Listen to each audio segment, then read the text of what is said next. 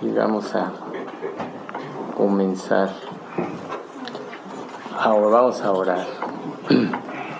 Padre Santo, te queremos agradecer mucho por este tiempo de estudio. Gracias, Padre, porque a través de esta reunión de tu iglesia sabemos que tú te manifiestas de una manera más amplia. Te pedimos que te manifiestes con un mayor poder para que tú hables a la vida de cada uno de nosotros en función de lo que tú sabes que vivimos, de lo que quieres que arreglemos. Pero sobre todo, Padre, aliéntanos en tu amor, aliéntanos a vivir para ti, aliéntanos a glorificarte en todo lo que hagamos, porque sabemos que el tiempo está cerca, y no queremos salir de ti avergonzados el día en que tú te presentes en tu gloria eterna. Padre, que este estudio nos sirva para profundizar más en nuestra relación contigo, y guarda a todos los que están aún por llegar. Cuide especialmente a Margarita, que no pudo venir por un problema de salud, igual que Isabel y Carlos. Guárdalos. Y Padre, pues no dejamos de rogarte por la operación de la semana entrante de Maru, para que tú supervises todas las cosas y guíes a los médicos. De hecho, Padre, que tú operes a través de sus manos para que todo salga bien, y dale paz y reposo en ti. Señor, todo esto te lo pedimos en nombre de Cristo Jesús. Amén.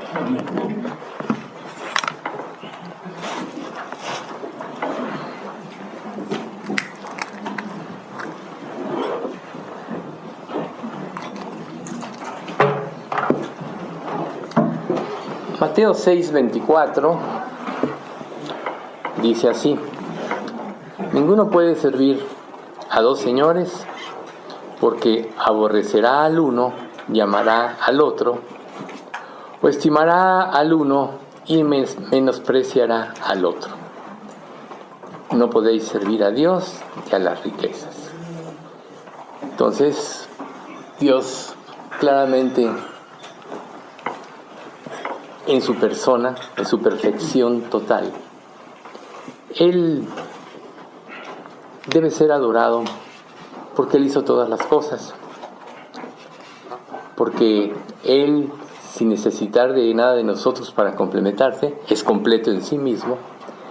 Decidió, una vez que la humanidad se descarrió desde Adán y Eva, dar a su Hijo en propiciación por nuestros pecados.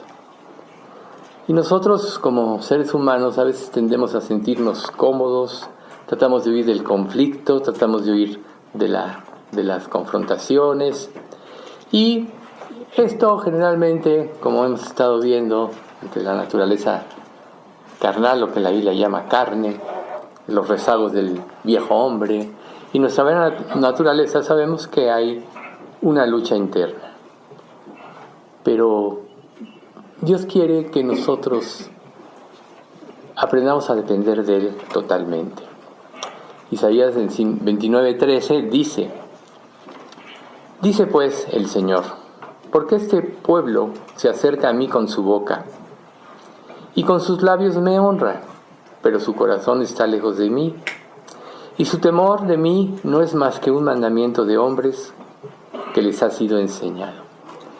Tristemente, Israel, después de ver tantos milagros de Dios, de sacarlos de Egipto, de haberlos sostenido en el desierto, de haber guiado a Josué durante 6 años en guerras a poseer la tierra prometida, después que Josué se retiró, ya no siguieron con ese ímpetu los israelitas. Prefirieron hacer pacto con muchas de las naciones de Canaán. Y eso fue, como dice la misma escritura, espinas en sus aguijones en sus ojos y espinas en sus costados. Entonces, nosotros podemos tender a la misma situación. A veces nosotros lo último que queremos es ser confrontados, pero es necesario que Dios nos saque de una situación cómoda para avivar nuestros corazones y llevarnos a Él. Ya hemos visto, y de hecho el último pasaje que vimos el estudio pasado, el domingo pasado, fue este de Gálatas 5, 16 y 17, que dice: digo pues, andad en el espíritu y no satisfagáis los deseos de la carne, porque el deseo de la carne es contra el del espíritu y el del espíritu contra la carne, y estos dos se oponen entre sí para que no hagáis lo que quisierais. O sea, ya tenemos establecida esta lucha, pero nosotros tenemos que ver dentro de nosotros cuál es nuestro deleite, si son las cosas de esta vida o si es nuestra relación con Cristo. Porque yo recuerdo cuando yo me convertí, para mí, en mi mente no había otra cosa más que Dios, y lo buscaba. Y yo acababa de poner un negocio. En ese entonces tenía tiempo y hacía lo que tenía que hacer en mi oficina, pero me pasaba leyendo la Biblia todo el tiempo. Me ocupaba de lo que tenía que hacer y volvía a leer la Biblia, y así de la mañana a la noche. Iba a comer a mi casa, quería ver a mis hijas y a mi esposa. Y a veces pasa el tiempo y puede enfriarse nuestra relación con Dios. Pero Dios quiere ser siempre lo primero en nosotros. Por ejemplo, en el Salmo 16, vamos a ver 3 versículos, 5, 8 y 9, que dice: Jehová es la porción de mi herencia, tú sustentas, y de mi copa, tú sustentas mi suerte. A Jehová he puesto siempre delante de mí, porque está a mi diestra, no seré conmovido. Y el 9, se alegró por tanto mi corazón, y se gozó mi alma. Mi carne también reposará confiadamente. Aquí el salmista, y este Salmo 16 es un salmo precioso todo en sí. Pero el salmista está poniendo sus ojos, centrando sus ojos, su esperanza y todo lo que él es en Dios. Y cuando realmente nosotros logramos reposar en Dios, entonces reposa nuestra alma y podemos vivir confiadamente. Una de las cosas que todos sufrimos en las pruebas es la incertidumbre. Y esa vez me responderá Dios. Pudo Dios habernos respondido durante muchos años en nuestra vida cristiana. Sin embargo, en cada prueba nosotros nos preguntamos lo mismo. Esta vez sí me responderá Dios. Esta vez me sacará adelante. Cuando dudamos es cuando tomamos nuestra vida en nuestras manos. Esto es, seguimos los impulsos de nuestras emociones, lo que nuestra mente piensa, y se nos olvida que Dios todo lo sabe. Aún los pensamientos que ni siquiera integramos en nuestra mente, que todavía ni comprendemos, Él ya lo sabe todo. Pero la clave de esto no es muy complicada si nosotros nos hacemos esta pregunta: ¿anhela mi corazón realmente estar con Jesús? ¿O hay solo una situación cómoda, tradicional, en la cual hemos establecido esta relación? Hago esto porque lo tengo que hacer. Vengo al estudio de los domingos porque tengo que ir. O asisto por Zoom al estudio de los miércoles porque es lo que procede en nuestra iglesia. Pero en realidad, nosotros, si no estamos en una situación progresiva en nuestra entrega, quiere decir que hay un estorbo en nuestras vidas, ¿sí? La vida cristiana tiene que ser una vida que no pare, que avance, porque si no nos regresamos. Acuérdense ustedes de la cuesta en patines. Pero Dios, realmente, si lo buscamos con sinceridad, Él nos dice lo siguiente en Juan 8:12. Otra vez Jesús habló diciendo: Yo soy la luz del mundo. El que me sigue no andará en tinieblas, sino que tendrá la luz de la vida. ¿Ven ustedes? Mientras más cerca estamos con Jesús, con más claridad vemos el panorama. Nuestra fe y nuestra confianza en Él se incrementa, ya que en su luz veremos la luz, como también dice el Salmo 119. Entonces, ir a la luz nos saca prácticamente de la vida de la duda y de la vida de las tinieblas. Y Dios quiere que nosotros reaccionemos ante su palabra. De hecho, Efesios 5:14 nos dice. Por lo cual se dice, despiértate, tú que duermes, y levántate de los muertos, y te alumbrará Cristo. Todos, en un sentido, en esa situación letárgica en la que podemos entrar, es como si estuviéramos adormecidos. Generalmente, si tú, por ejemplo, estás dormido y te tocan el timbre o te tienes que levantar súbitamente, hasta te sientes mareado, no sabes ni cómo responder, o te despiertas de un sueño y no reaccionas. Todo esto lo produce en nosotros el pecado en nuestras vidas. Todo esto se produce en nosotros cuando no tenemos una relación creciente. Por eso este pasaje de Efesios es tan importante. Despiértate, tú que duermes, ¿no? Y levántate de los muertos y te alumbrará Cristo. Nosotros sabemos que el muerto es el que está separado de Dios. Pero nosotros podemos entrar en un estado de letargia espiritual. Entonces, si nosotros analizamos internamente cuál es nuestra condición, y por eso a veces esos cuestionamientos son importantes, no nada más para que ahorita tú digas sí, esto no, sino para que te quedes meditando en tu vida y veas qué parte puede estar estorbándote en tu relación con Dios, para que vayas a Él y le pidas que te ayude y entres o continúes en la espiral ascendente. Recuerden, vimos primero la espiral descendente y ya vimos todo lo que pasa como consecuencia del pecado. Pero la espiral ascendente es mucho más amplia en cuanto a lo que nosotros tenemos que hacer para vivir.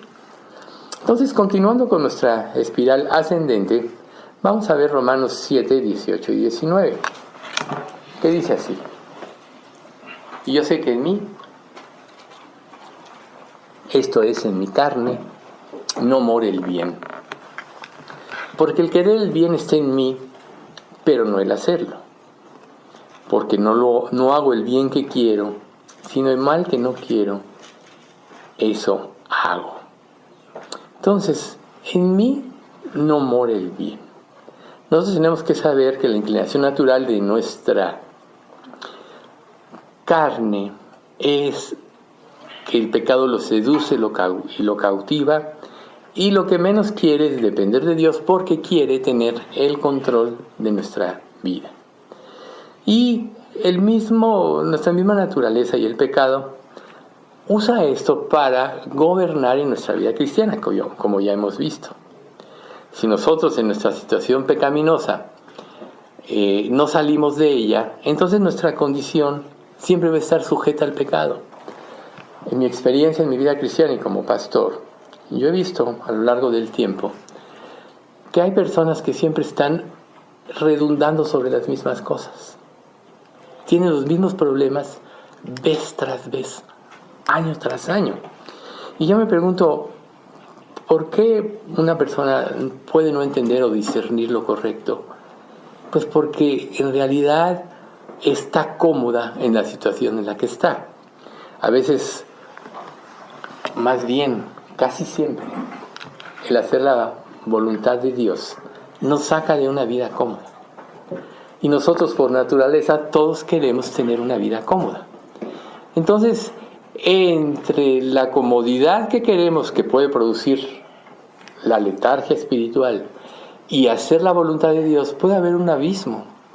Un abismo que obviamente solo Dios puede ayudarnos a pasar. Recuerden ustedes que nuestro Señor Jesucristo, Él experimentó desde la tentación en el desierto y todo lo demás que hizo Satanás a lo largo de su ministerio. Él experimentó todo tipo de pruebas en su persona. Si alguien fue bombardeado por Satanás, fue Jesucristo.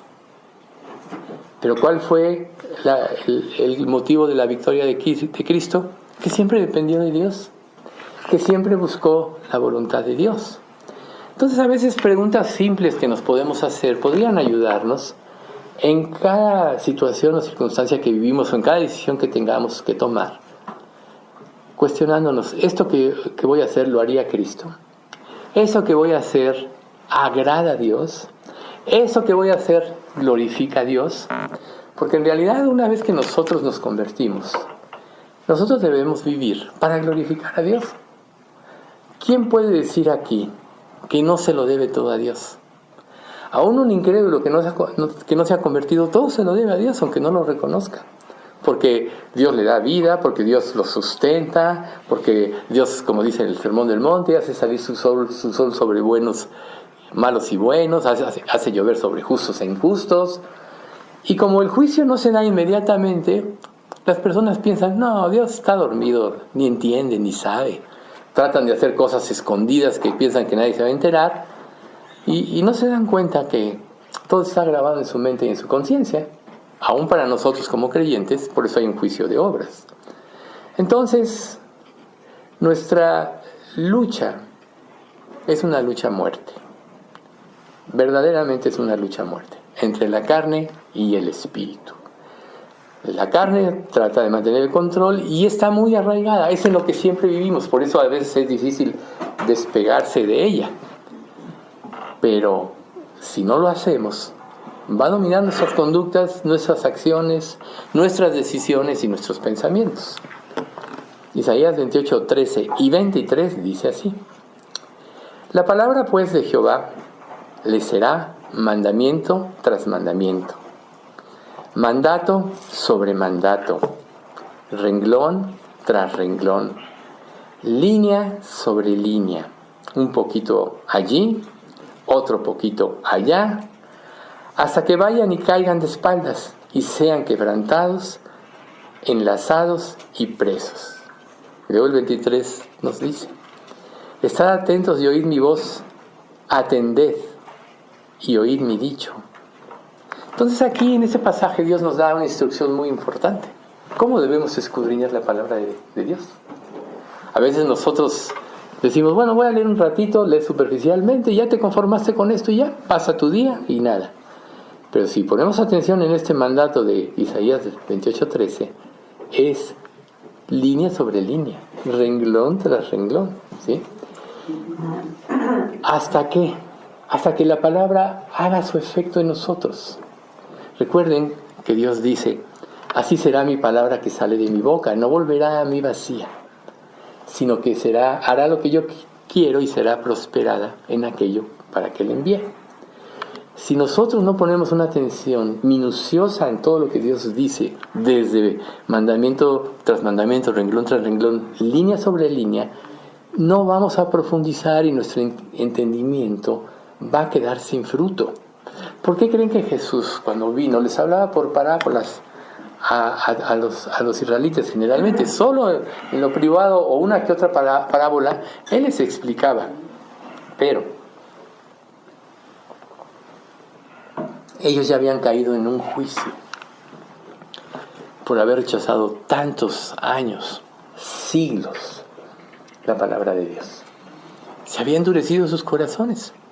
La palabra de Dios la conocían. Yo les aseguro que los escribas, muchos de ellos, ¿no?, los intérpretes de la ley, sabían más de escritura de lo que ellos tenían en mente en aquel entonces que nosotros mismos. ¿Pero por qué? ¿Por qué? Pues también nos dan la respuesta de la misma Biblia, en Hebreos 4:3. A nosotros se nos ha anunciado la buena nueva, como también a ellos, pero no les aprovechó el oír la palabra por no ir acompañada de fe en los que oyeron. ¿Ven ustedes? Qué importante es hacer estos análisis concienzudos. Tú pregúntate, ¿qué es lo más importante para ti en la vida? A lo mejor tú ahorita dices en tu mente, Dios es lo más importante. Pero no es así. Tus hechos es lo que va a demostrar lo que realmente es más importante en ti. Las palabras se las lleva el viento, ¿sí? Las palabras pueden estar huecas y vacías. ¿Por qué los fariseos y los saduceos no pudieron ver a Jesús? Jesús les dijo: ninguno puede venir a mí si el Padre que me envió no le trajere, y yo le resucitaré en el día postrero. Más adelante dice: escrito está en los profetas y la ley, y serán todos enseñados por Dios. Así que todo aquel que oyó al Padre y aprendió de él, viene a mí. ¿Ven ustedes? Primero, Dios llama a todas las personas. en momentos determinados de su vida. Él mira sobre los hombres y al que dijere pequé y pervertí lo recto, no me ha aprovechado, ahí está. He aquí esas cosas hace Dios 2 y 3 veces con el hombre. Job, ¿no? Bien. Dios llama. Pero ¿quién responde? Ok, si dices, yo ya respondí, ya me arrepentí, ya creí, soy hijo de Dios. ¿No tendrías que seguir en la misma línea? Si Dios es lo más importante para ti, Dios debe regir tus pensamientos, tus acciones, tus deseos, tus planes. Debe regir toda tu vida. Si en tu mente hay todo menos Dios, entonces no está Dios rigiendo tu vida, aunque Dios digas, amo a Dios por sobre todas las cosas. El verdadero amor implica un compromiso. Y es un compromiso de por vida. Cuando venimos a Cristo, a lo mejor cuando nos convertimos no hemos experimentado, todos estamos llenos de problemas y queremos realmente que Dios cambie nuestra vida, nos arrepentimos y creemos. Nos da el Espíritu Santo. Y el Espíritu Santo es parte de Dios y Dios es amor. El Espíritu Santo es el que nos va a ayudar a comprender la Escritura, nos va a ayudar a ver a Dios como es. Y quiere influir en nosotros a través de las líneas de la palabra que nosotros vemos. Pero si tu mirada está puesta en otras cosas, tus oídos se van a hacer sordos a la voz de Dios y a la palabra de Dios. Por eso, en Romanos 7:20, que es siguiendo aquí la línea de la espiral ascendente, y si hago lo que no quiero, ya no lo hago yo, sino el pecado que mora en mí. Ya no. O sea, el adverbio que se traduce ya no significa un cambio completo de mente y permanente. ¿Ven ustedes? Entonces, cuando cambia tu mente, cambia la perspectiva de las cosas. Recuerden, poner los ojos en la mira, poner la mira en las cosas de arriba y no las de la tierra, ¿no? Alzad vuestros ojos a los cielos y mirad abajo a la tierra. Ahí es como Dios quiere que vivamos, que todo lo filtremos a través de Dios. Y dicho más profundamente de su palabra, porque Jesús es la palabra, ¿no? En principio era el verbo y el verbo estaba con Dios y el verbo era Dios. Jesús es la palabra. Por tanto, Pablo, que está disertando sobre todo esto, y tomemos en cuenta esto, quien está disertando sobre todo esto es Pablo, quien una vez que Dios se le presentó en el camino de Damasco y entendió, después de orar 3 días y 3 noches, y llega Ananías y le pone las manos en los ojos, se le caen las escamas y ve, etc. Dio su vida por Cristo, nos consta. No nada más es lo que dice la historia, lo vemos en sus cartas, lo vemos en sus narraciones, en el libro de Hechos, ¿no? Pablo está diciendo, ¿no? Ya no yo, su nuevo yo es el que quiere seguir la voluntad de Dios, pero para hacerlo tiene que destruir el pecado. Él sabe que el pecado toma residencia todavía en su carne, sabe que tiene esta lucha como ya hemos nosotros visto, pero él está tomando en cuenta la firmeza de la palabra de Dios, la verdad que encierra la palabra de Dios, ¿sí? Tú puedes decir, yo creo toda la palabra de Dios, pero si no lo obedeces, toda, como Dios te la revela, como Dios te hace entender, porque el Espíritu, ya sabemos, nos habla a cada uno, entonces no crees.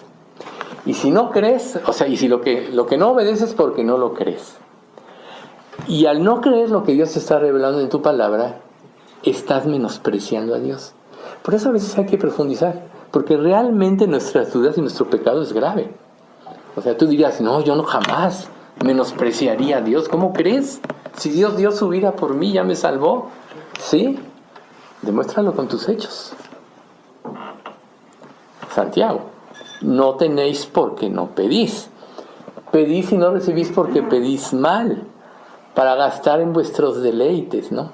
Y Santiago sigue. Oh almas adúlteras, ¿no sabéis que la amistad del mundo es enemistad contra Dios? Cualquiera pues que quiera ser amigo del mundo, se hace enemigo de Dios. Entonces nosotros tenemos que tener bien presente en nuestras mentes esto. No es lo que tú digas, lo que tú trates de aparentar ante los demás o lo cumplido que puedas ser, es lo que hay en tu corazón, ¿no? En tu mente y en tu corazón. Es donde están todas las cosas. Y entonces Pablo se enfrenta a esto. Romanos 7:21. Así que queriendo yo hacer el bien, hallo esta ley que el mal esté en mí. Recuerden ustedes que aquí no habla de la ley de Dios, sino de la ley del pecado. Un principio que existe y es inviolable. Nada más aclarando, ¿no? O sea, recuerden que Dios nos dio la ley para despertar el pecado, recordando un poco de lo que ya hemos visto. Nos dio la ley para despertar el pecado. Y cuando despertó, se hizo sobremanera pecaminoso, ¿no? Porque yo no codiciaría, lo que ya estudiamos antes, si la ley no me dijera no codiciarás. Y cuando me dijo no codiciarás, el pecado revivió y yo morí. Y me di cuenta que lo que está en mí es una total rebeldía hacia Dios. Entonces, en Romanos 7:22, porque según el hombre interior me deleito en la ley de Dios. Todos queremos entregarnos, todos queremos glorificar a Jesús. Pero ¿qué es lo único que te puede llevar a hacer esto? ¿Qué es lo único que te puede llevar a hacer esto? Hallar el gozo y el deleite en las cosas de Dios. Siempre un cambio implica cambio de hábitos, cambio de actitudes y muchas cosas, ¿no? Por ejemplo, tú puedes decir, yo le grito a mi mamá, pero ya no le quiero gritar. Voy a procurar ya no gritarle, pero en el primer problema vuelves a gritarle, ¿no? Tú dices, yo quiero obedecer a Dios, pero en la primera prueba fallas y vuelves a fallar y vuelves a fallar. ¿Cómo puedes tú, en un sentido, tener victoria sobre esto? O sea, yo creo que todos tenemos ya experiencia sobre esto, ¿no? A mí siempre me gusta poner el ejemplo de las promesas de Año Nuevo, pero en realidad esto es el pan de cada día, ¿sí? Cuando la palabra dice me deleito en la ley de Dios, tenemos que entender que el pecado nos separa de Dios y que cumplir la ley trae en nuestra vida un sentimiento de gozo. Vamos a ver algunos pasajes del Salmo 119, que ya sabemos que Alex lo está dando a detalle, pero yo seleccioné algunos que hablan de lo que estamos viendo. Primero el 14. Me he gozado en el camino de tus testimonios más que toda riqueza. Aquí vemos el primer ejemplo. ¿Qué es lo que impera en ti? ¿Qué es lo que deseas realmente? De alguna manera todos queremos o quisiéramos tener riqueza, dinero y despreocuparnos, pero nosotros ya hemos visto que el dinero no te saca de ningún problema. Muchas veces aumenta tus preocupaciones, ¿no? Hay un mal que he visto delante de Dios y muy común entre los hombres. Al hombre al que Dios da riquezas y gloria y honra y nada le falta lo que su alma desea. Pero Dios no le da potestad de disfrutar de ello, sino que lo disfrutan los extraños. Esto es vanidad y mal doloroso, ¿no? Eclesiastés 6:1. Ahí está. O sea, no es la solución. Luego vamos al 47. Y me regocijaré en tus mandamientos, los cuales he amado. Todos sabemos, y ya lo hemos dicho, el amor implica un compromiso. Entonces, ¿cómo podría ser tu compromiso para amar sus mandamientos? Meditarlos y meditarlos hasta que puedas empezar a digerirlos y ver. Vamos a recordar. No es el Salmo. No, sí es el Salmo. Vamos a recordar, ¿no? En tu luz veremos la luz. Mientras más busques la luz de Dios, más Él se va a manifestar en tu vida. Pero si tú no eres honesto con Dios, si tú eres hipócrita, si tú lo haces superficialmente, Él ya lo sabe. Él no le va a dar, sin ánimo de ofender, sus perlas a los cerdos. Él se va a revelar a aquel que quiere realmente hacer su voluntad. Él le va a dar el poder para cambiar a aquel que realmente quiere cambiar. El problema de los fariseos es, ya lo leímos, bueno, aquí leímos el de Isaías, pero también está Mateo 15:8, ¿no? 9. Este pueblo de labios me honra, pero su corazón está lejos de mí, ¿no? Bien, 77. Vengan a mí tus misericordias para que viva, porque tu ley es mi delicia. Vamos a compararlo con algo que nos guste comer, ¿no? ¿Qué pasa cuando te sientas ante el platillo que más te gusta? Lo disfrutas, ¿no? Es una delicia, hasta te lo puedes comer más despacito para que no se acabe y lo puedas saborear mejor. Bueno, compara esto con que la ley es tu delicia. Tienes que estar metido en la palabra de Dios para que realmente empiece a alimentar tu alma y te empiece a sacar de la influencia del pecado y del egoísmo. Nosotros sabemos que el pecado levanta el egoísmo. Recuerden, el principio del pecado, uno de los conceptos es el principio de la autocomplacencia. Yo me quiero complacer a sí mismo y no me importan los demás. Y el principio de Dios es todo lo doy a pesar de todo. Jesús amó y dio a su Hijo. Y a pesar de todo, lo dio y pagó el infierno. ¿Qué más grande evidencia del amor de Dios es esta? Pues tan solo ese pasaje de Juan 3:16 debería mantenernos buscándole. Entonces la pregunta es, ¿realmente la ley es tu delicia? A lo mejor no lo es, porque vas a la palabra, como cuando se presenta Pablo ante bueno, hay varios pasajes, ¿no? No es aquí de Pablo, sino de este profeta, se me fue ahorita el nombre, pero dice, creo que es Acab que va a la guerra con otro, con el de Israel, dice, no, este profeta, no hay aquí un profeta de Jehová, y dice, Josafat, ¿verdad? Y dice, sí, Miqueas, ¿no? Pero lo odio porque siempre me profetiza puras cosas feas, ¿no? Entonces a lo mejor vas a la palabra, y como la palabra te confronta, pues no quieres ir porque en lo profundo no quieres cambiar. Y entonces, ¿de qué te estás privando? De profundizar en tu relación con Dios y conocer. O sea, no hay cosa más grande que Dios te revele su palabra.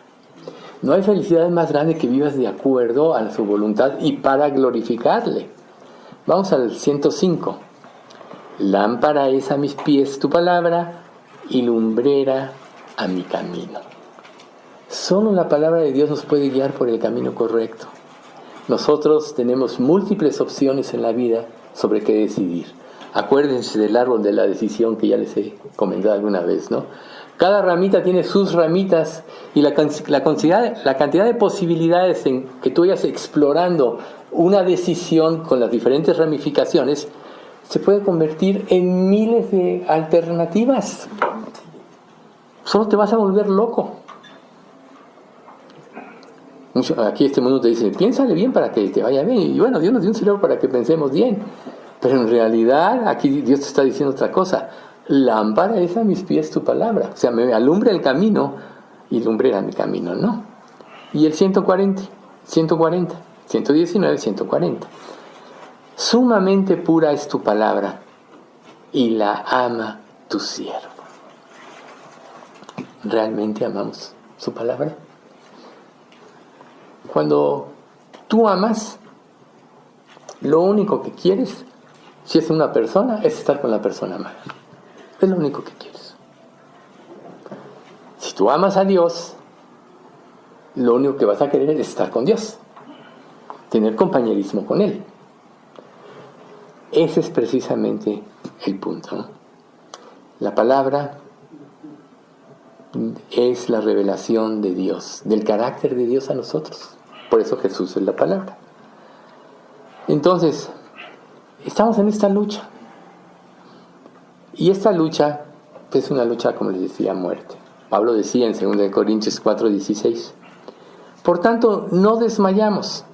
Antes, aunque nuestro hombre exterior se va desgastando, El interior, no obstante, se renueva día a día. Esta última frase es la importante, que solo la palabra de Dios nos puede renovar día a día, a la semejanza de Cristo. Recuerden, una de las cosas que Dios quiere es formar a Cristo en nosotros. Por eso Pablo, cuando los Gálatas empiezan a desviar, les dice: oh Gálatas insensatos, ¿quién os fascinó para no seguir la verdad, no? Yo les presenté claramente a Cristo y llega otro y los influye y ustedes se desvían del camino.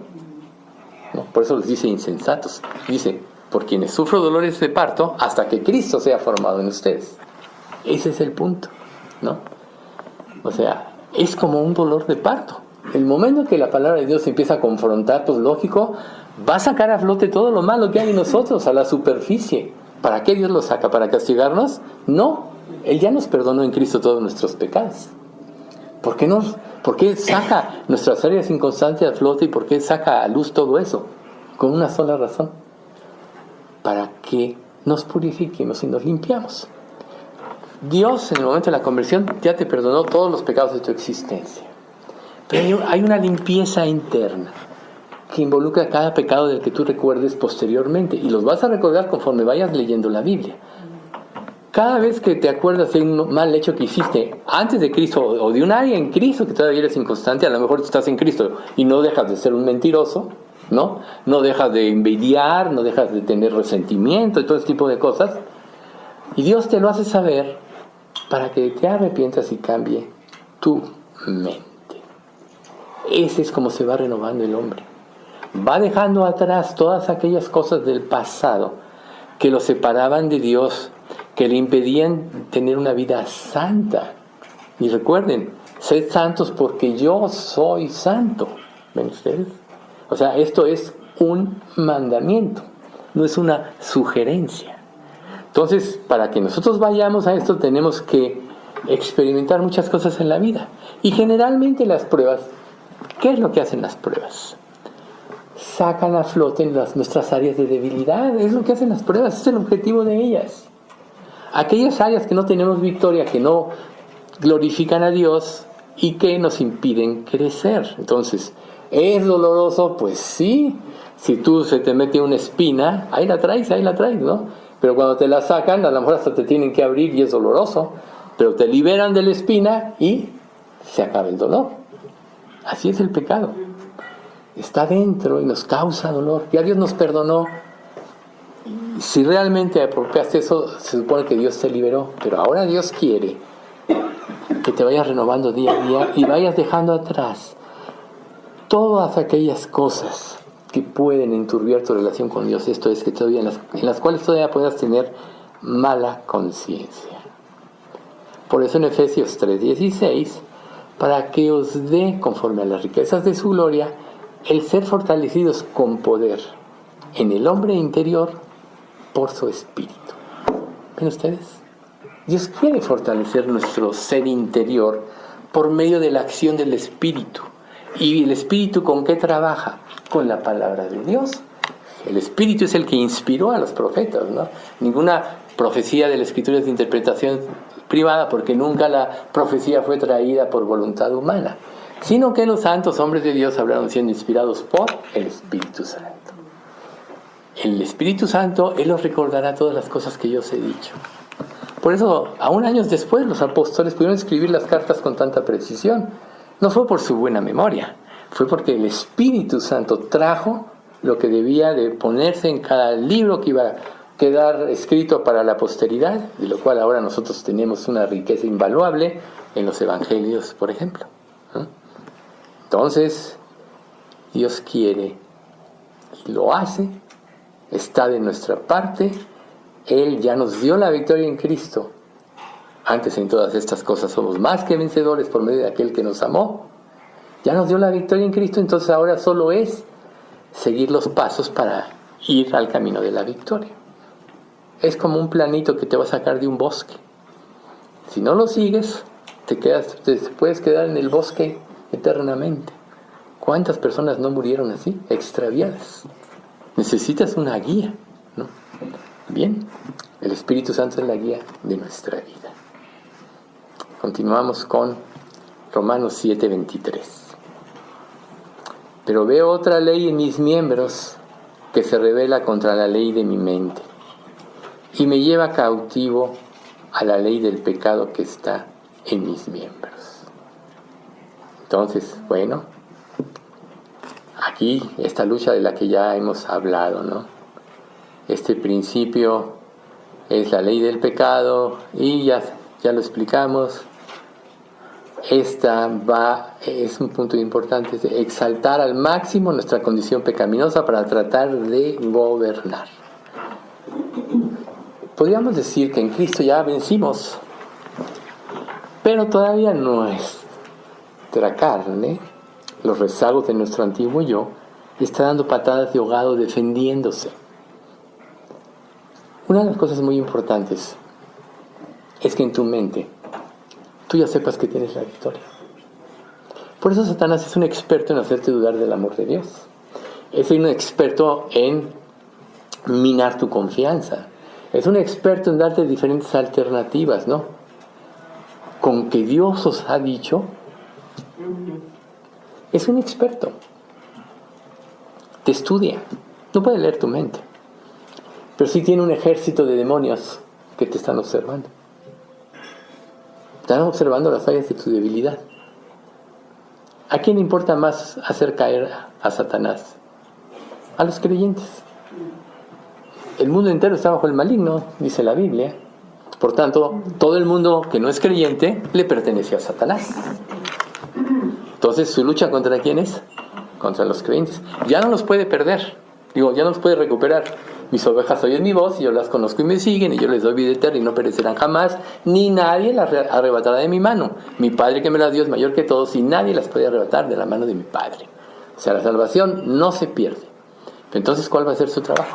Anular nuestro testimonio para que no sirvamos a Dios. Anular nuestra confianza en Dios para que no demos un testimonio a los demás. Ese es su trabajo. Hacerte dudar del amor de Dios. Hacerte dudar de su provisión. Vamos a pasar por problemas de distinta índole todos aquí. Pero la actitud de la mente es algo importante. Una vez estaba yo con un creyente en un Vips hace muchos años. Y se citó, una persona con un gringo. Ahí estaban en la mesa de al lado. Y el gringo, no es inglés, ¿verdad? Gritando, se oía su... Y decía, bueno, este cuate, ¿por qué grita tanto, no? Y me quedé pensando, ahí, ¿tiene seguridad? O sea, ¿cuál era? Ahorita ya no. Pero ¿cuál era la seguridad? Ser ciudadano americano, como ser ciudadano romano, era lo máximo. Porque podían hasta mandar un ejército para liberarte, ¿no? Tenía seguridad. Entonces, la inseguridad precisamente es lo que nos afecta a nosotros y nos roba la libertad de vivir para Cristo, la libertad de dar un testimonio. No le voy a hablar a quién sabe qué vaya a decir después de mí, ¿no? Cosas así. Todo eso pasa por nuestra mente. No le voy a hablar, estoy muy ocupado. No, es que si hago esto voy a perder este beneficio. Prefiero no hacerlo y lo hago escondiditas, ¿no? Y ya estás violando la ley de Dios. En realidad, cuando tú tienes una relación con Dios limpia, espontánea y abierta, tú eres transparente con Dios y con todas las personas. Cuando tú escondes cosas, es porque hay mala conciencia. La mala conciencia es evidencia del pecado. Por eso tienes que tratar con él y por eso Dios trae. Entonces, veo otra ley. Pero la ley de mi mente equivale a la mente de Cristo, la identidad con Cristo. Y el anhelo de la mente de Cristo es obedecer a Dios. Entonces, la ley del pecado te hace rebelarte y luchar en contra de la voluntad de Dios porque quiere hacer su propia voluntad por la autosatisfacción que pretende, porque todavía cree que el pecado lo hace feliz. Y la ley de Cristo, la ley de la mente, es precisamente el deseo de servir y vivir para Dios y obedecer a Dios. 1 Corintios 2, 15 y 16 dice: en cambio, el espiritual juzga todas las cosas, pero él no es juzgado de nadie. Porque ¿quién conoció la mente del Señor? ¿Quién le instruirá? Mas nosotros tenemos la mente de Cristo. ¿Ven ustedes? Por eso es tan importante estar seguros de nuestra salvación, porque si no eres salvo y porque hiciste una oración creer que eres salvo, pues no tienes la mente de Cristo porque realmente no te convertiste. En realidad, Dios lo que quiere es que llegue un momento en que comprendas tu necesidad de Él. De otra manera vas a vivir en ceguera toda tu vida.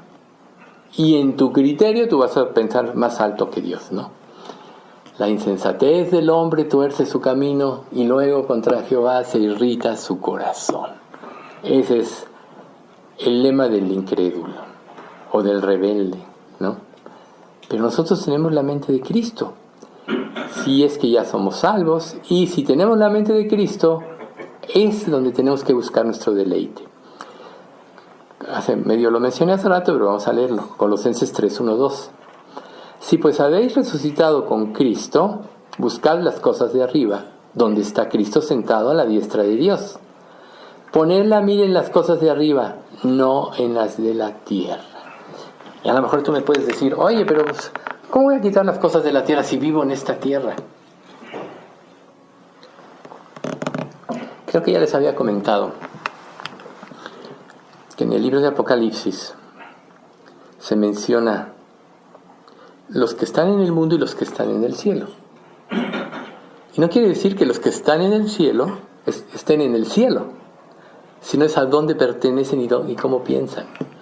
Eso lo menciona. Y los que están en el mundo piensan con las cosas del mundo. Los que están en el cielo, aunque estén en la tierra, piensan en las cosas de Dios. Ahí está la diferencia, ¿ven ustedes? Entonces, si nosotros realmente queremos agradar a Dios, entonces tenemos que desarrollar la mente de Cristo. Tenemos que analizar bien las cosas y tenemos que tener la disposición interna correcta. ¿Qué te cambia tu disposición? La palabra de Dios. Quita las escorias. O sea, el ejemplo del campo.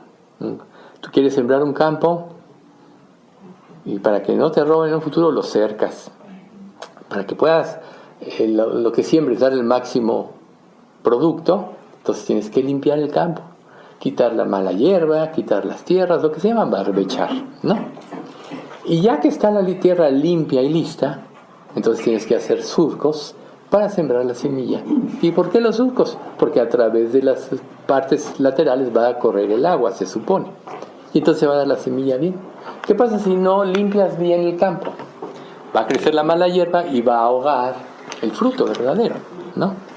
Entonces, nuestra mente es un campo que para que la palabra de Dios tenga que tener su acción completa, tenemos nosotros que barbechar nuestra vida.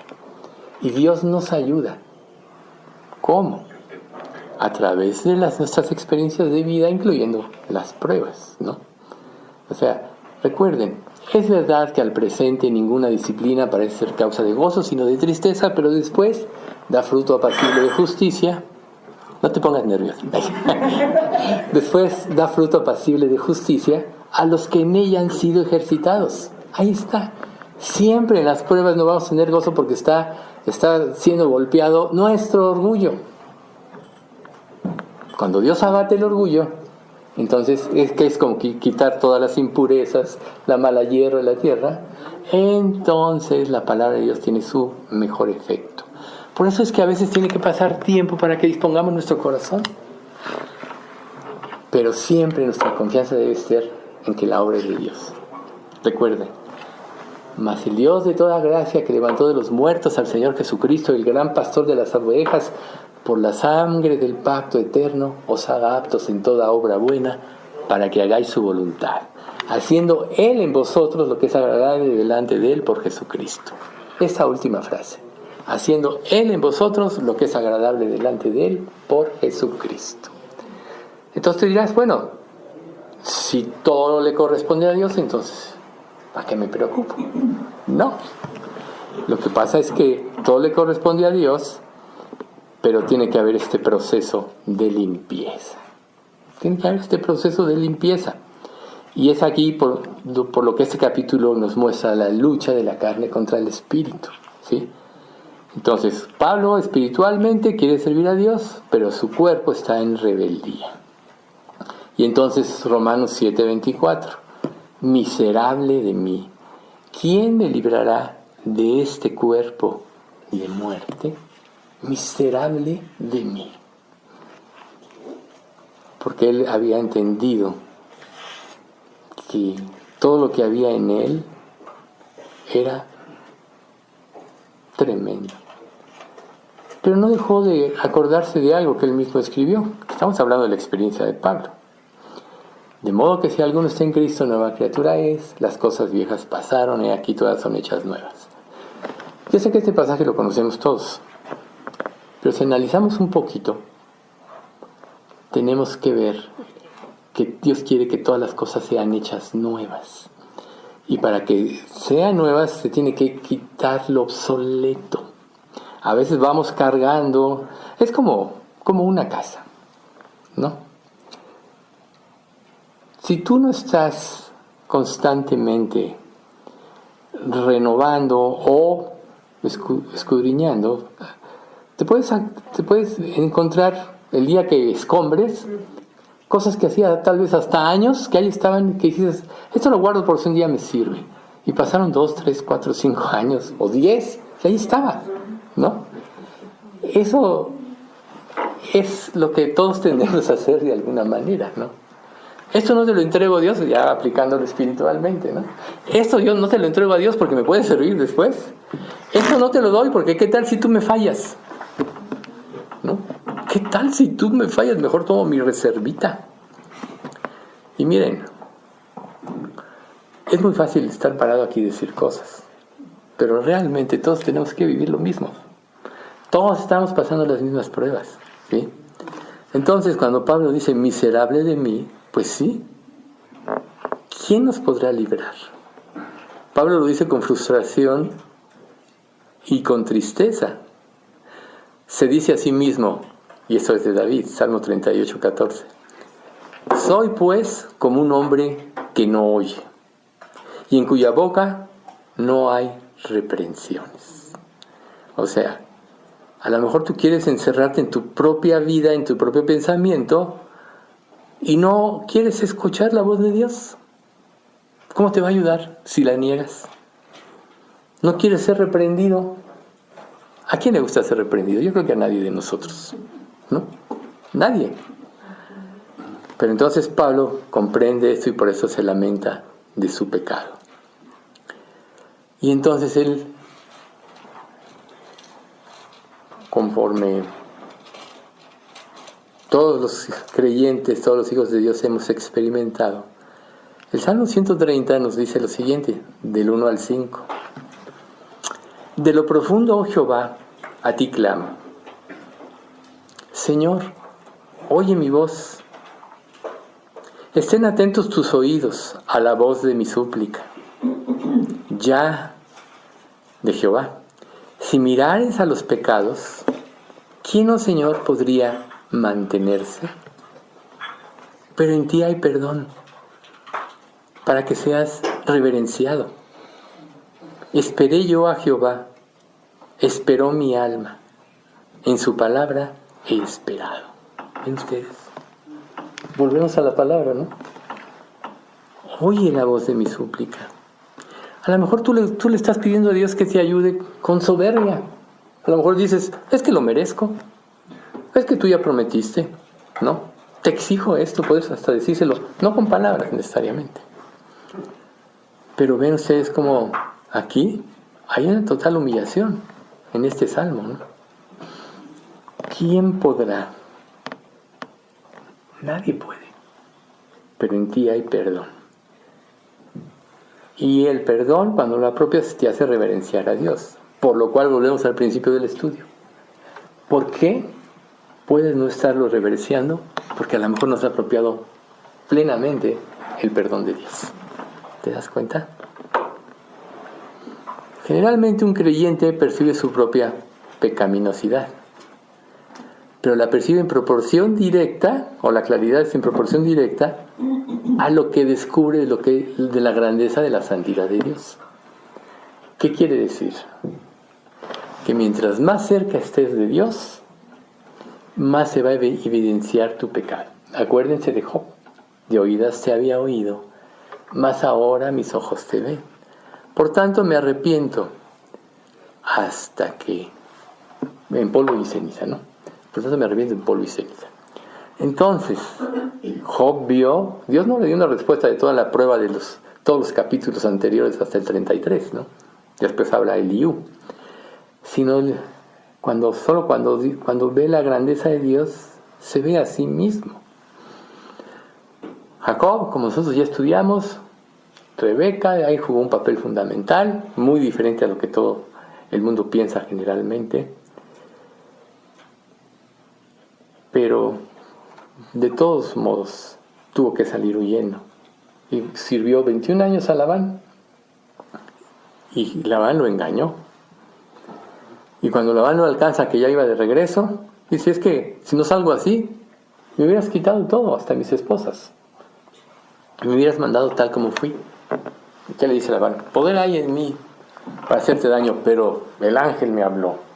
Pues sí, Dios tuvo que reprenderlo, ¿no? Pero ahí no acabó el trabajo de Jacob. Iba a regresar a su tierra y se iba a enfrentar a su hermano Esaú. Y cuando le manda a decir, le dice su siervo: viene con 400 hombres. Qué buena bienvenida quería darle, ¿no? 400 guerreros. Bueno. Pero Jacob tuvo un momento, que es precisamente un momento venerable cuando lucha con Dios, ¿no? Y está ahí. Dice Génesis 32, 26. Y dijo: déjame, le dijo el ángel, porque raya el alba. Y Jacob le respondió: no te dejaré si no me bendices. ¿Quién de nosotros no está luchando en las pruebas de esta manera? Todos tendemos aún a tratar de evadir los problemas o no pensar en esto. Pero la ignorancia de un problema no te lo resuelve. No te lo resuelve, ¿no? Hay gente que puede vivir toda su vida cargando ese tipo de cosas por no confrontarlos. Pero Jacob decidió que no iba a ceder hasta tener la bendición de Dios. Y es una de las cosas que Dios quiere de nosotros. A veces nosotros tenemos soluciones parciales a nuestros problemas. Y quizás nos conformemos con eso. Bueno, ya tuve un descansito, ¿no? Una solución parcial. ¿Pero esto soluciona el problema? No. Una solución parcial no resuelve el problema. Solo una solución total. Y la solución total solo la puede dar Dios. Entonces a veces nosotros podemos estar desmayando precisamente porque decimos: bueno, ya se calmaron las cosas, pues bueno. Pero en realidad eso no quiere decir que ya se solucione el problema. Por eso Jacob se está enfrentando todo su pecado. Aunque Dios ya desde antes de que nacieran dijo: el mayor servirá al menor, y Dios predijo todo ese tipo de cosas porque sabía que en el corazón de Esaú no iba a haber esa reverencia a Dios, y en Jacob sí. A final de cuentas, por más buen creyente que seas o que pretendas ser o que creas ser, tú tienes que enfrentarte a tu pecado. Y tienes que ir a Dios hasta que te sane verdaderamente. Nuestras frustraciones cotidianas, las presiones sociales, solo reducen nuestra visión de Dios. Recuerden, la presión hace entontecer al sabio. ¿Ven ustedes? Solo reducen. Tenemos que sacudirnos todo eso para poder ver a Dios.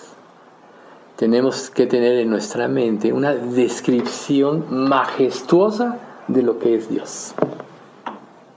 Porque no hay alguien más grande como Dios. Y esto nos va a dar el ánimo para enfrentar, ¿no? Si Dios es por nosotros, ¿quién contra nosotros? La victoria, si realmente estás en Cristo, ya es tuya. Pero así como Jacob ya tenía la victoria desde antes de nacer, el mayor servirá al menor, en la descendencia de Jacob iba a venir el Mesías, de todos modos tuvo que enfrentar su pecado. De todos modos tuvo que enfrentarse las pruebas, ¿no? De todos modos tuvo que enfrentar muchas cosas. Entonces, aunque parezca ilógico, si tú ves la majestuosidad de Dios, eso te va a dar ánimo para seguir adelante. Porque ¿quién como Dios gobierna el universo? A cada estrella conoce por su nombre. De Jehová son las columnas de la tierra y Él estableció sobre ellas el mundo. Como dice la oración de Ana, ¿no? Jehová empobrece y enriquece, abate y enaltece. Hace sentarse a un mendigo como príncipe y heredar un sitio de honor, porque de Jehová son las columnas de la tierra y Él estableció sobre ellas el mundo. Tenemos que, para poder salir adelante, aprender a ver la majestad de Dios. ¿Y cómo la puedes ver? Sino a través de las Escrituras, ¿sí? ¿Cómo la puedes ver sino a través de la perfección moral de Dios? Dios es santo y no hay tacha en Él. Por tanto, Él no se va a coludir contigo en tu pecado o en las áreas de inconstancia, ¿ves? Entonces, cuando nosotros comprendemos todo esto en forma correcta, entonces cuando Dios nos purifica de nuestro pecado y limpia nuestra mente de preocupaciones y nos da la capacidad de adorarlo y de servirlo fielmente. Porque si las preocupaciones están en ti y van por delante, entonces no vas a poder ver con claridad la voluntad de Dios. Siempre vas a ver tus soluciones humanas. Ya nosotros podemos ver en este mundo el fracaso de las soluciones humanas. La OTAN, ¿no? ¿Cómo se llama este otro? La ONU. La ONU y todas las alianzas humanas. Aún, por ejemplo, los tratados de libre comercio, ¿no? O sea, ahorita estamos negociando y la verdad, ¿cuál solución? ¿No?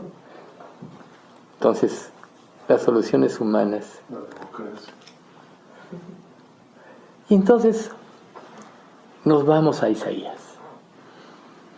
Isaías, un día Dios se le manifestó. Isaías 6:5. Cuando ve la majestad de Dios, dice, parecido a lo de Job. Entonces dije, ay de mí que soy muerto, porque siendo hombre inmundo de labios, y habitando en medio de pueblo que tiene labios inmundos, han visto mis ojos al Rey Jehová de los ejércitos. ¿Ven ustedes? Vio la majestad de Dios y vio su pecado. Si pasa tiempo y tú no ves tu pecado es porque no estás viendo la majestad de Dios. Porque todos pecamos cada día. ¿Ven? Pablo anhelaba ser rescatado. Por eso la última parte de este versículo, ¿quién me librará? ¿Quién me librará? ¿No? Y entonces anhelaba, como nosotros anhelamos. Por eso anhelamos el arrebatamiento. Hoy que se dice, no, es que ya viene este día 23. La verdad, solo Dios sabe. Pero lo importante es que tú anheles estar con Él. Sí, ese día va a llegar, claro que va a llegar. Quizá algunos de aquí ya no estemos, quizá nos toque a todos, ya muchos ya se fueron, pero va a llegar. Y ahí va a empezar la eternidad con Dios, va a ser lo más hermoso para siempre. Por tanto, no debemos de poner los ojos en las cosas de esta vida, que son inciertas, ¿no? Por eso, en el libro de Eclesiastés, Salomón dice, hay tiempo de llorar, tiempo de reír, tiempo de plantar, tiempo de cosechar, tiempo de guerra, tiempo de paz, ¿no? Todo tiene su tiempo y todo tiene su momento. Pero en este mundo no está la felicidad, está en Dios. en ver la majestad de Dios. Y Pablo lo dice de esta manera en Romanos 8:23. Y no solo ella, sino también que nosotros mismos, que tenemos las primicias del Espíritu, nosotros también gemimos dentro de nosotros mismos, esperando la adopción, la redención de nuestro cuerpo. Entonces, cuando Pablo dice, ¿quién me librará de este cuerpo de muerte?, internamente está esperando la redención. Todos estamos esperando esa liberación. Pero va a venir cuando Cristo se manifieste. Ahorita tenemos que luchar, pero tenemos dada la victoria. Ya Dios nos la dio. Somos más que vencedores por medio de aquel que nos ama. Por lo que la condición humana no redimida del creyente tiene en nuestro cuerpo natural su base de operaciones. Pero la espiritual en Cristo está, en la mente de Cristo está la base de operaciones. ¿Cuál va a reinar en tu vida? Hay una anécdota para ejemplificar los efectos del pecado, que dice que una tribu antigua de Tarso, cuando había un asesino o algo así, ataban el cadáver de la persona que había asesinado en la persona. ¿Y qué pasaba? Que la descomposición lo infectaba a él y moría de una manera espantosa. Esto solo para ejemplificar, solo feo, ¿verdad? Solo para ejemplificar lo que hace el pecado en nosotros. Lo traemos atado. ¿Quién me librará de este cuerpo de muerte? Exacto. ¿Quién me librará? ¿No? Pero bueno, y entonces viene la solución. Romanos 7:25. Gracias doy a Dios por Jesucristo, Señor nuestro. Así que yo mismo, con la mente sirvo a la ley de Dios, mas con la carne a la ley del pecado. Aquí la importancia es Jesucristo. Pero ahí está la clave, con la mente. Aquí se origina todo, ¿no? Sirvo a la ley de Dios. Con la carne, los que viven según la carne no pueden agradar a Dios. Sirvo a la ley del pecado. ¿Cuál va a regir tu vida? Ahí es donde está. Y en Romanos 8, 18 y 23 dice así: pues tengo por cierto que las aflicciones del tiempo presente no son comparables con la gloria venidera que nosotros ha de manifestarse. Y no solo ella, sino que también nosotros mismos, que tenemos las primicias del Espíritu, nosotros también gemimos dentro de nosotros mismos, esperando la adopción, la redención de nuestro cuerpo. Ahí es donde debe estar cifrada nuestra esperanza, en lo que vendrá, en Dios, en la fidelidad de sus promesas, en que un día todo acabará. ¿Nos va a tocar sufrir aquí? Sí. Los falsos evangelios te dicen, ven a Cristo y vas a ser feliz, y no vas a tener problemas. Es falso evangelio, no es cierto. Vean a todos los profetas del Antiguo Testamento, empezando por Isaías, ¿no?, que a final de cuentas fue aserrado. Imagínense ustedes, por ser fiel perdió a su familia, perdió su lugar prominente que tenía en la corte del rey, y al rato todo era como un abortivo. Bien, quizá tú lo puedas hacer por mencionar el nombre de Cristo, por querer ser fiel y vivir para Cristo. Pero si eres fiel, le estás dando la gloria a Dios. Por eso tenemos que vivir. Porque si tenemos otra manera de glorificar, solo vas a querer glorificarte a ti mismo. O es Dios o eres tú. Y si tú te quieres glorificar a ti mismo, entonces ahí sí, acuérdate de ese cuerpo atado. Vas a dar lugar a la carne. Hablando un poco más, ¿no?, de lo que vendrá. 1 Corintios 15, 52 al 53, 56 al 57. En un momento, en un abrir y cerrar de ojos, a la final trompeta, porque se tocará la trompeta, y los muertos serán resucitados incorruptibles, y nosotros seremos transformados. Porque es necesario que esto corruptible se vista de incorrupción, y esto mortal se vista de inmortalidad. Ya que el aguijón del el aguijón de la muerte es el pecado, y el poder del pecado, la ley. Mas gracias sean dadas a Dios, que nos da la victoria por medio de Jesucristo. Ahí está la victoria. desarrollando una relación que nos permita ir descubriendo lo hermoso que Él es para amarlo, y su grandeza va a opacar todo lo demás. La grandeza de Dios. Si el mundo brilla en ti, Cristo se opaca. Si Cristo brilla, el mundo se opaca. Entonces, tú puedes saber por tu conducta, por tus respuestas, qué es lo que está brillando en ti. Por eso es tan importante analizar lo que realmente somos y hacemos. 2 Corintios 5:4.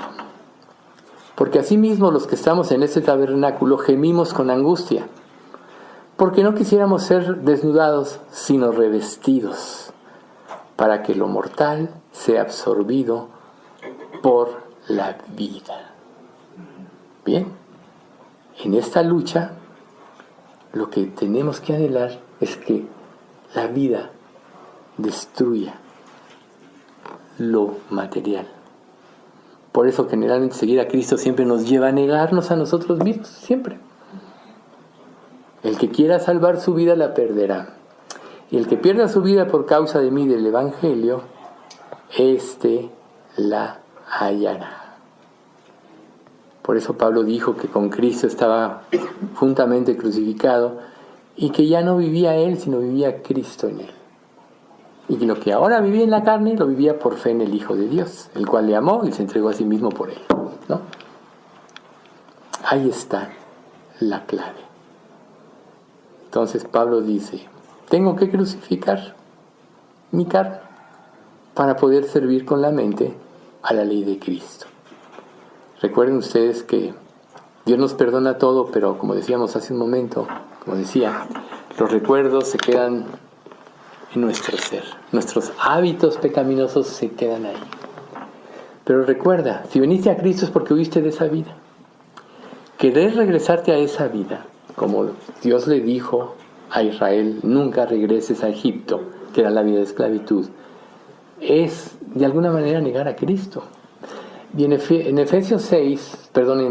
Hebreos 6 te dice que la persona que vuelve a su vida anterior ya no queda más sacrificio por ella. Y no quiere decir que la salvación se pierda, sino que nunca realmente tuvieron una relación con Dios. Eso es importante, ¿sí? Entonces, si nosotros tenemos la luz, a través de todo esto que estamos disertando hoy, tenemos la luz. Y debe de surgir en nosotros el deseo de abatir nuestra vida pecaminosa y obedecer a Dios. Y recuerden que el amor cubrirá multitud de pecados. El amor no hace mal a su prójimo. El amor nunca deja de ser. Luchemos por el amor de Dios. Y mientras más estemos cerca de Él, más vamos a ver como Job, como Isaías, nuestro pecado. Y más vamos a clamar por su misericordia y por su amor. Aquí termina el capítulo 7 de Romanos. Ya después, salvo de otra introducción que les voy a dar, vamos a empezar el 8, que es la victoria del creyente. Vamos a dar gracias. Padre Santo, cuánto te queremos agradar, alabar y bendecir por esta enseñanza que nos has dado hoy. Y queremos reconocer delante de ti, Señor, que realmente todavía no hemos entregado todo lo que teníamos que entregar. Cada uno dentro de sí sabe y tu Espíritu Santo nos lo hace ver. Pero sabemos, Padre, que si hoy tú nos has mostrado aspectos de nuestra vida que todavía están mal, es porque quieres derramar tu misericordia en nosotros para el cambio, porque en ti hay perdón. Nadie es más generoso que tú, Señor. Nadie hace las cosas tan perfectas como tú. Y nadie nos da una garantía y una mayor seguridad que tú, Señor. Por tanto, te pedimos que nada permita que seamos confundidos, ni los deseos engañosos del pecado, ni ninguna presión en la vida, ningún ataque del diablo, Señor, porque sabemos que nuestra lucha no es contra carne y sangre, pero sabemos que tú venciste todo y que en ti venceremos todo. Por tanto, enséñanos a caminar en tu luz, para que podamos regocijarnos en esta luz y sea la que alumbre nuestros pasos, y sobre todo, Señor, Quita de nuestra mente el pensar que en la vida de pecado o en la vida de maldad hay alguna esperanza o satisfacción. Y enséñanos a enfocarnos en tu persona, Padre. Porque sabemos que además de que no hay nadie más grande que ti, que tú, y que tu gozo es infinito con aquellos que te buscan de verdad y de todo corazón. Queremos, Padre, que tú nos metas a esta vida y nos ayudes. Sabemos que en ti hay perdón, así que perdona nuestras áreas de rebelión y danos la victoria en Cristo, como tú lo prometes. Padre, bendice a nuestra iglesia, a los que hoy no pudieron asistir por diferentes circunstancias, como Margarita, como Isabel. Y no dejo de recordarte de la operación de Maru esta semana, de su rodilla, que tú veas por cada detalle, Señor, y que tú seas el que opere a través de los médicos, que le des a ella paz y tranquilidad. Padre, todo esto te lo pedimos por Cristo Jesús. Amén.